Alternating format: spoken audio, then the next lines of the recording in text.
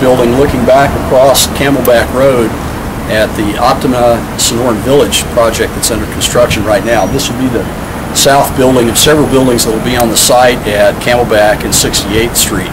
This is an example of what our downtown infill incentive district has done for us in Scottsdale in terms of height and density.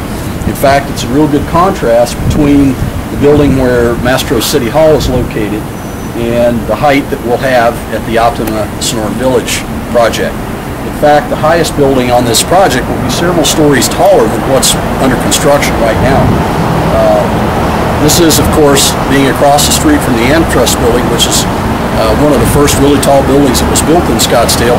Not entirely out of context, but it's an example of the shift of context from our traditional low-scale, sort of suburban feeling downtown to a more urban sort of feeling.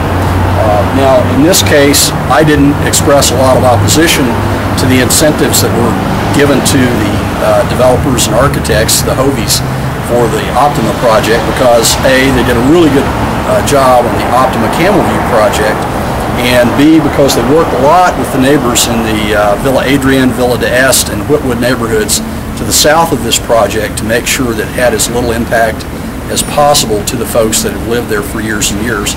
Also in what I would consider to be a vintage or historic neighborhood in the downtown Scottsdale area. So there are several aspects to this project that are good illustration of what's wrong with the downtown infill incentive district. I opposed the City Council's approval of the downtown infill incentive district. I believe that it essentially is a loophole to help developers get around our development standards that are expressed in the citizen-approved general plan. And in the case of this particular design, the setback from the road is pretty good, but there aren't any step backs of the upper floors, at least not on the side that faces Camelback. I think that's out of character for Scottsdale in terms of our historic design standards that have given us a very desirable community from a livability standpoint. I think one of the first things that we need to do as a new council once we're sworn in January is take a hard look at the downtown infill incentive program and see about revoking that, because I think it's a real problem for us. You know, some of the buildings are already approved, like the Optima project already has approval. I think we need to take a very careful look at what their impact is going to be from a traffic standpoint and make sure we don't make that worse with future projects that come into the downtown area. And we really put the developers, by use of the downtown infill incentive program, the developers that want to build other things in downtown, we put them in a position of having to request greater exceptions to our zoning and our general plan in order to be competitive with the projects that already have it.